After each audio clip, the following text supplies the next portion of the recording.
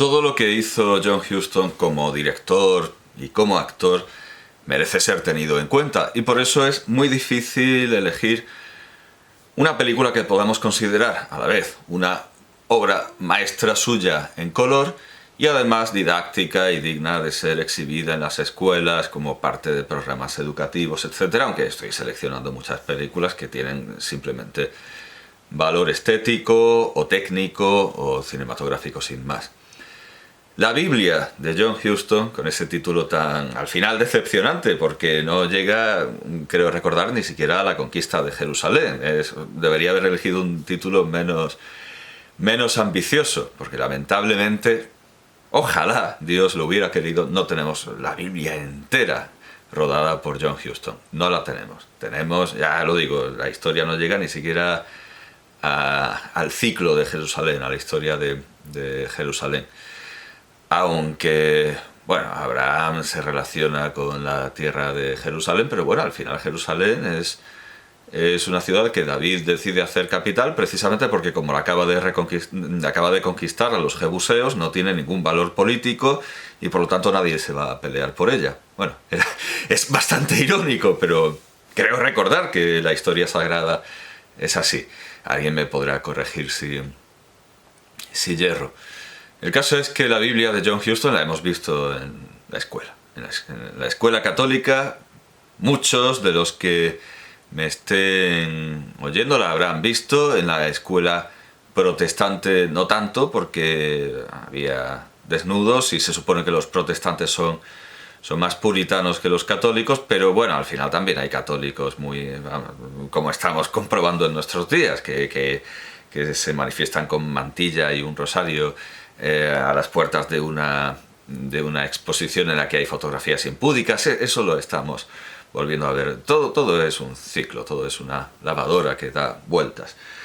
Bien, sí, bueno, la Biblia es un tópico, un clásico del cine, digamos, educativo, incluso sobre la anatomía humana, de John Ford. Pero yo considero que en realidad es muy fácil elegir la obra maestra de John Ford, de John Huston. Sí, vamos, está en el mismo panteón. John Ford, John Huston está en el mismo panteón de genios alcohólicos. John Huston, perdón.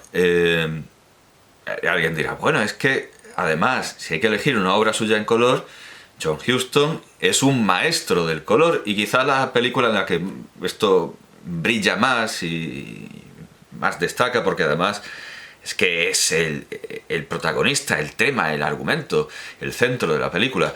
Quizá donde mejor se ve esto es en Moulin Rouge, la película sobre Henri de Toulouse-Lautrec.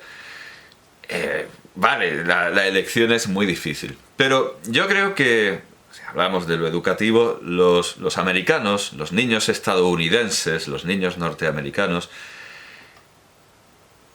tienen a su favor el tener dos versiones visuales, dos versiones gráficas absolutamente geniales, que son un monumento artístico en sí mismos, de Moby Dick, de Herman Melville.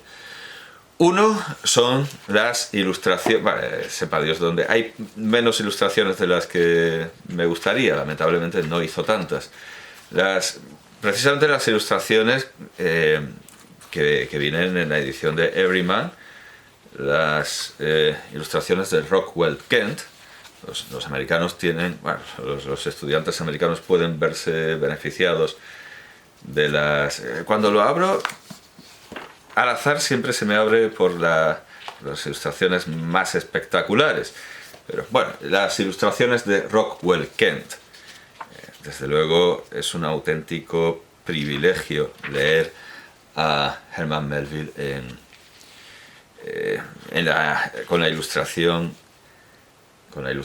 de Rockwell Kent. Y la otra es Moby Dick de John Huston, con guión, además, se rodó en Irlanda, con guión del propio John Huston, de alguna colaboración de algún escritor más, pero ante todo el guión es obra de Ray Bradbury, que escribió mucho sobre esta experiencia de dirigir con John Huston y de tener que beber con él, porque bueno, él no estaba interesado en el whisky, Ray Bradbury, pero claro, a ver qué iba a hacer. Y de hecho tiene un prólogo, el prólogo al primer volumen de esta colección de historias, que lamentablemente no tengo, que cuenta una de esas experiencias conversatorias con John Huston que lo obligó a volver conduciendo una bicicleta borracho, y eso le pareció una buena metáfora de la vida literaria, más que de la escritura, bueno, sí, también de la vida como escritor. En el prólogo a este volumen también habla de esa experiencia, pero ante todo de esta película salió este libro, Sombras Verdes, Ballena Blanca, Sombras Verdes, Ballena Blanca, donde está casi todo sobre aquella experiencia para el rodaje de la película de 1956. ¿Qué más contiene esta película que la convierta en un absoluto clásico, además del paisaje irlandés, del cuidado por la fotografía en color de John Huston, además del guión espléndido de una figura mayor de la literatura en inglés como Ray Bradbury? ¿Qué más contiene? Pues una espectacular, una admirabilísima interpretación de Gregory Peck, que lo mismo vale para un roto que para un descosido, lo mismo vale para un héroe y la encarnación de todas las virtudes, como para la de un malvado antológico, que más o menos fue el papel con el que se fue quedando el resto de su vida, hasta interpretar incluso al doctor Mengele en Los niños del Brasil.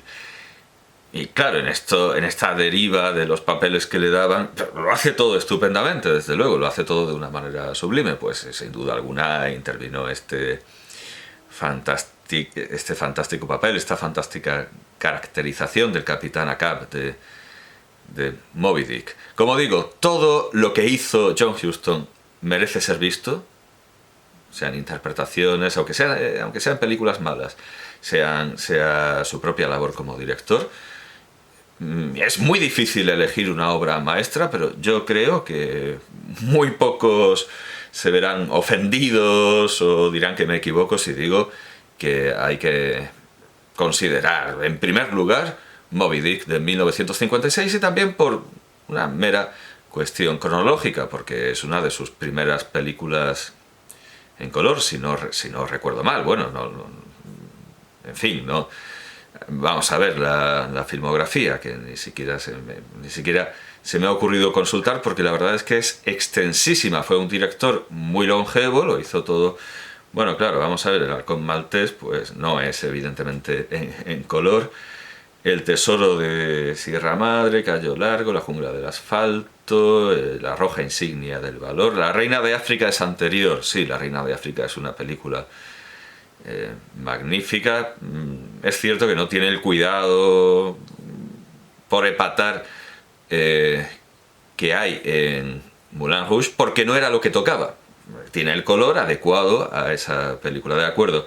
Es que es una sucesión incesante de obras maestras. La reina de África, 1951, Moulin Rouge, 1952, La derrota del diablo, Derrota al diablo, o Zurra al diablo, de 1953, Moby Dick, de 1956. Bueno, claro, es muy...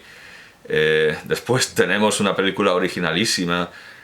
Bueno, sépalo Dios, o lo sabe el cielo, señor Allison. Luego tenemos una película rarísima de 1958, El bárbaro y la geisha. Pero si hablamos de lo clásico, canonizable, yo claro, dudaría entre estas películas tan próximas en el tiempo, Moulin Rouge, Moby Dick y La reina de África, pero ya lo digo. Creo que no es un disparate, no es una locura decir que Moby Dick es la obra maestra de John Huston. Aunque otras muchas también lo sean.